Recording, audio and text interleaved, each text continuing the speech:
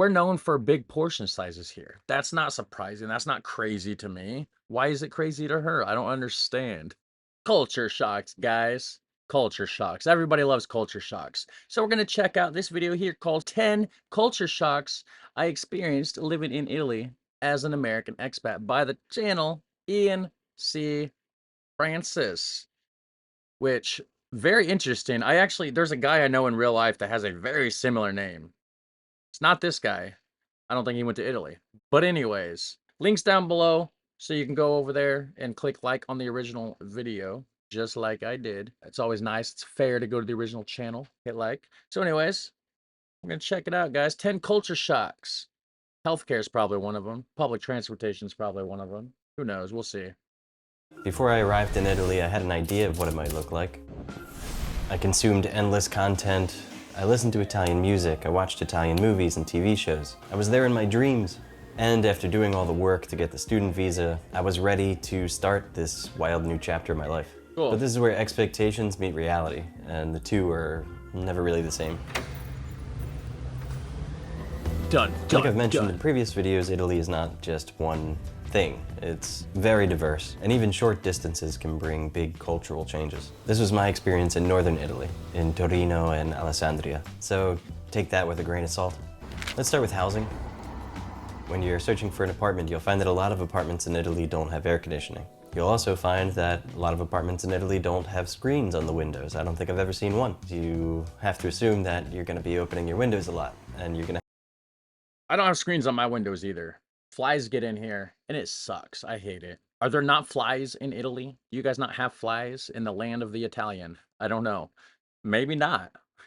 Obviously, I'm joking. I know there's flies everywhere. Probably not Antarctica, though. That might be one place that there is no flies. have some visitors coming through the window. Mostly mosquitoes or insects. You're just very close to nature. Finding an apartment as a foreigner without a job contract is not that easy. I sent emails to a bunch of agencies and I didn't hear back from any of them. We hired an advisor who spoke on our behalf to find us an apartment and help us with all of the bureaucratic things that we had to do for my wife to get her citizenship recognized in Alessandria. I'll mention his YouTube channel in the description below. He specializes in dealing with Spanish-speaking clients. If you guys wanted to check it out, where's it at? Our advisor in Italy is Coda Italia, something or another. You can see it there. And like I said, links to this video is down there, so you can go check it out. Most clothes dryers that I've seen were in laundromats. I think I was in one Airbnb one time that had a dryer. Most people hang their laundry. You can see it everywhere. I think it's part of the charm, honestly. We didn't have a dryer our whole time that we were there, so we hung all of our clothing. And of course, all this depends on your budget, your resources, and I'll cover the cost of living in Italy in a separate video. You know, it's nice to hang your clothes. Can be more work because of course you have to gather them up, take them outside, put them on the line, stuff like that. Maybe not there because they're doing it from the balcony window or whatever, but it's easier to throw it in the dryer. More costly though, of course. You have to pay for the electricity. In daily life, coffee is very affordable, not like a $7 Starbucks coffee, and it's way better anyway. An espresso, or my personal favorite, cafe macchiato, shouldn't cost you more than €1.50, depending on where you are, of course. €1.50 is even considered expensive. I feel like coffee. Well, I mean, it is a pretty small cup, so that's an all right price, I think. It's one of those things that they won't raise the prices on, because if they do, there'll be riots in the streets. But they're little coffees, but they're very strong. That's why I get it as a macchiato. It's got a little bit of milk in it. Italians famously drink coffee all day, and there's unwritten guidelines, I suppose. Cappuccino after breakfast, it's fine. People do it. It's just weird to have a cappuccino with pasta. It's basically hot milk. I'm not even Italian, and I think that's weird. And espresso. I drink coffee most of the day too, like at least like the first half. Or macchiato is often a requirement after a meal. They often ask, did you get a coffee? Did you want a coffee? And if you're worried about making mistakes like this, don't worry about it. Nobody expects you to be Italian. They know you're not. Right. Grocery budgeting is different because prices do fluctuate.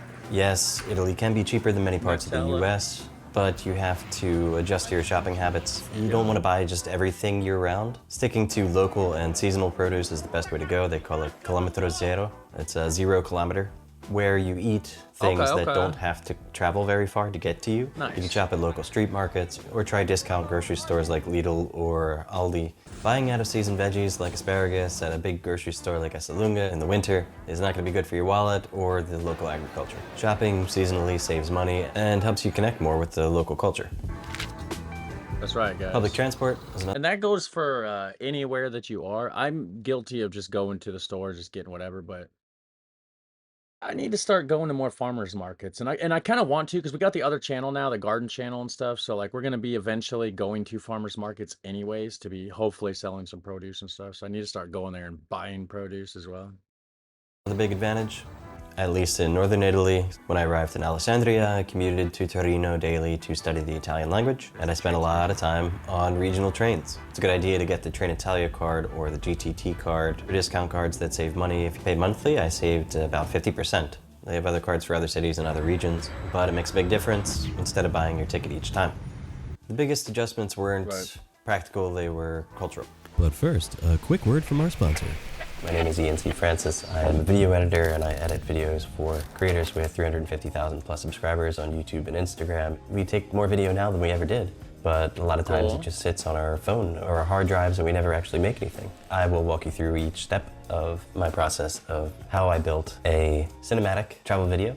This is something that I think anybody can do. This isn't for the algorithm, this is for us to be able to build something that you're gonna be proud of, that creates the feeling of the trip that we went on, to share with the other people that were on this trip with you, or if you were traveling solo, this may be something that you can look back on and remember how it felt.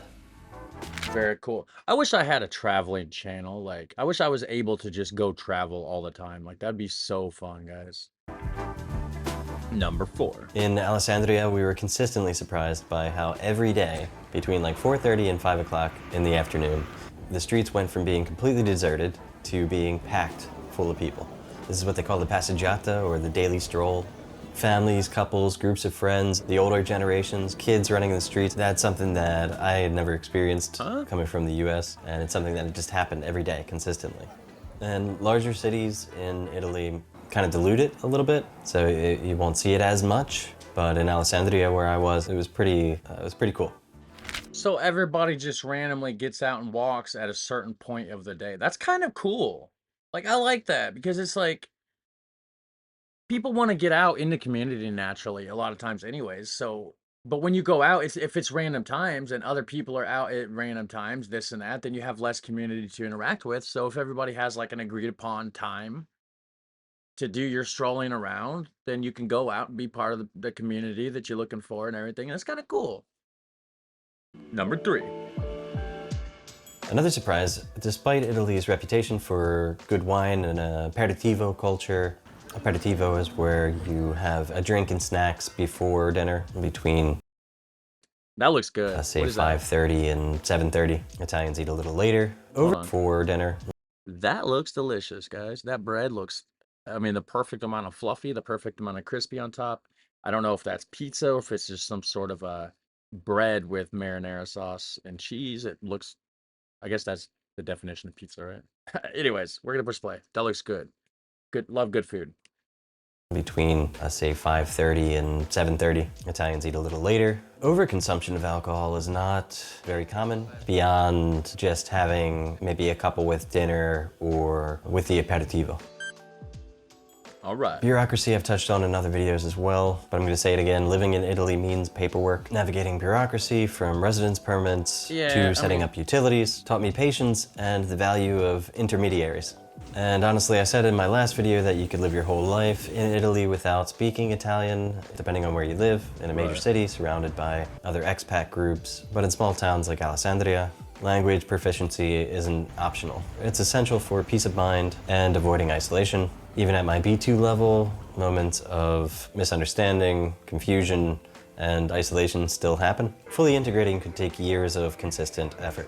Without someone fluent in bureaucratic Italian, like we had with our advisor, there is a language barrier, and Well, it could be yeah. difficult for you to do a lot of the things that you need to do as a requirement to live there. I'm heading to the I wouldn't feel isolated though because I don't get out much anyways. I literally, I'm like at my house all the time.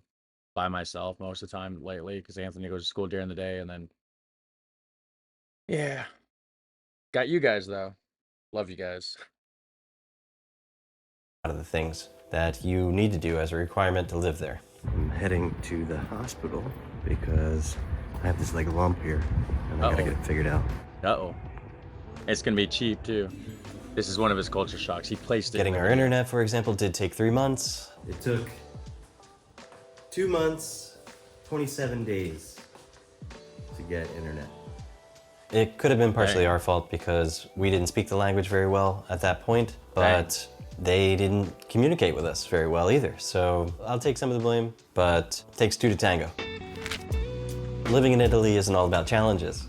It's also incredible cultural access. Italy wants culture to be accessible to everyone. Programs like the Abbonamento Musei Piemonte, I have a little card. And this little card you pay for one time, I think it's 55 euros. You have it for a year, and it gives you access to over 200 to 250 museums around the Piemonte region. If you just go to the Museo Egizio, for example, it may cost you 15 euros. Just if you go to the Palazzo Reale, that could cost you another 15 to 20 euros. So if you just go to a couple museums, this pays for itself. I wish I knew about it earlier because I had went to a bunch of museums before and paid for them, and I wouldn't have had to pay for them if I just would have went and bought the museum pass when I first got there.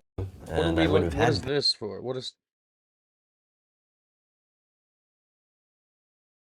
What am I looking at? What's going on with the ladders back there? And there's like violins and stuff hanging out of them. But I mean, that's not why I paused it. I paused it because you got a slit in the door. You got this slit in the side of this. You got this rod balancing on this tripod thing. Huh. Interesting. Pay for them if I just would have went and bought the museum pass when I first got there. There's an information office right across from the Palazzo Madama in Torino. I recommend going over there and getting it. Bonus. Parrots are going nuts right now.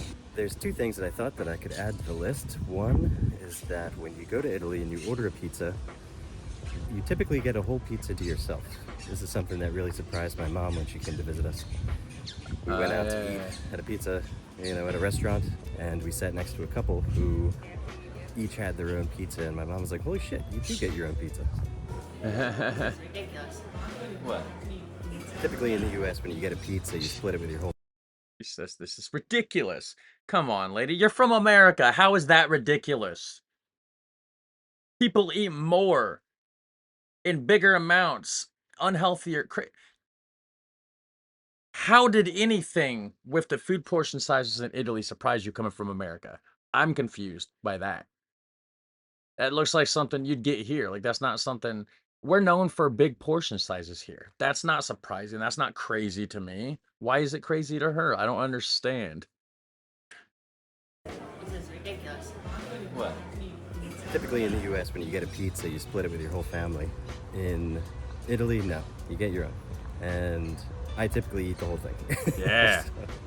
So it's not too hard to do.